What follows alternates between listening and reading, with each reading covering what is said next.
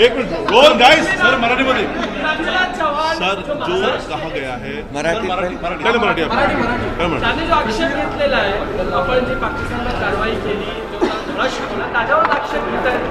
खरं म्हणजे आपल्या लष्कराने पहलगामच्या आपल्या लाडक्या बहिणींचं सिंदूर पुसण्याचं पाप केलं पहलगाममध्ये पाकिस्तानी आतंकवाद्यांनी, आणि याचा संपूर्ण जगभराने निषेध केला।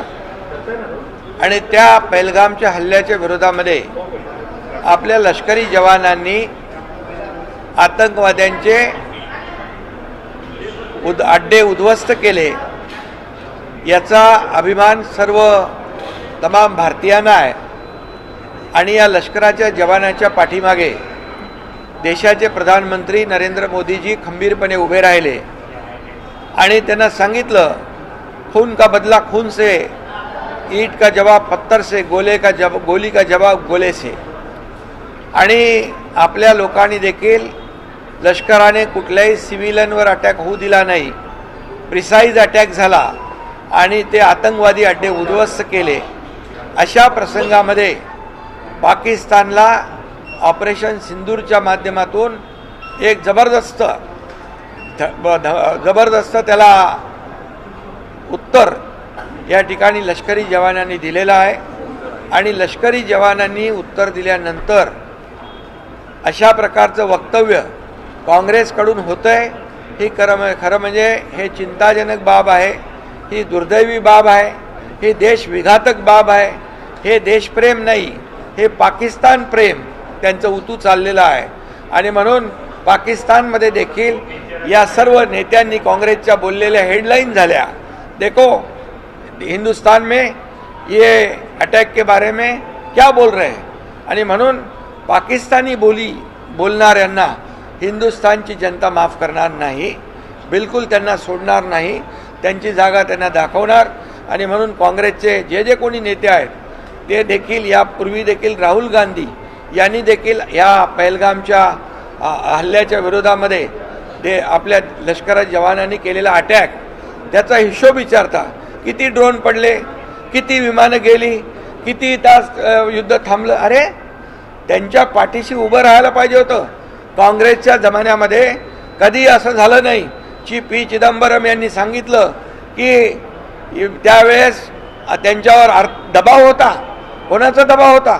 हे देशभक्ती नाही, देशद्रोह आहे की आपल्या इथे मुंबईमध्ये साखळी बॉम्ब होत आहेत, 26/11चा हल्ला होतोय, त्यावेळेस अशा प्रकारचं सडेतोड उत्तर त्या तत्कालीन काँग्रेसच्या सरकारने दिल्लीच्या घ्यायला पाहिजे होतं, पण दुर्दैवाने त्यांनी त्यावेळेस ते धोरण घेतलं नाही।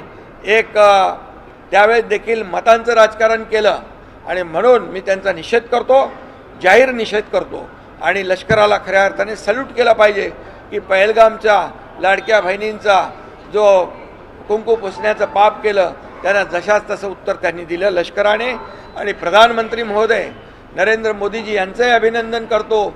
त्यांनी म्हटलं की या ठिकाणी खून और पाणी एक साथ नहीं बहेगा, याला म्हणतात देशभक्ती, याला म्हणतात राष्ट्रभक्ती। आणि काँग्रेसने अशा प्रकारचं वक्तव्य केलं तर त्यांची कबर या देशातली जनता खोदल्याशिवाय राहणार नाही। कांग्रेस के एक बड़े नेता पृथ्वीराज चौहान का ये करना, कांग्रेस का कहना कि पहले दिन ऑपरेशन सिंदूर के पहले दिन भारत की हार हुई। ये भारत की हार बोलने वाले ये पाकिस्तान की जीत चाहते हैं क्या?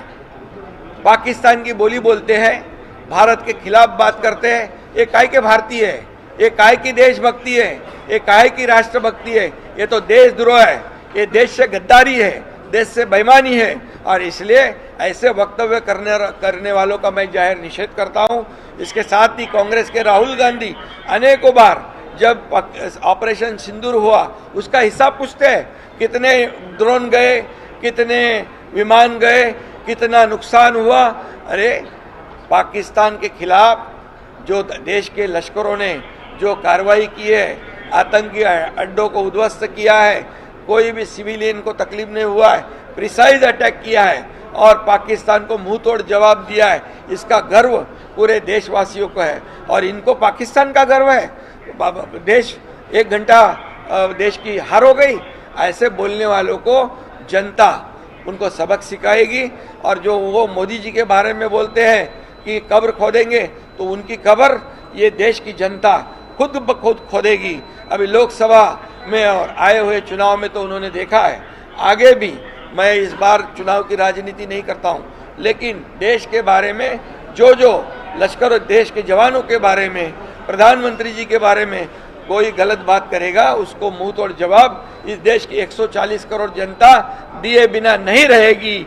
और ये पूरी तरह पाकिस्तान का गुण गाना और भारत को हारता हुआ बताना, ये देशद्रोह है, देश से गद्दारी है, देश से बेईमानी है। सर मुंबई महापालिका सर त्यामुळे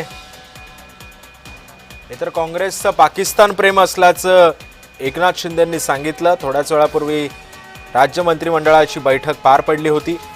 तुम्हाला देश माफ करणार नाही असा घणाघात काँग्रेसवर एकनाथ शिंदेंनी लगावला।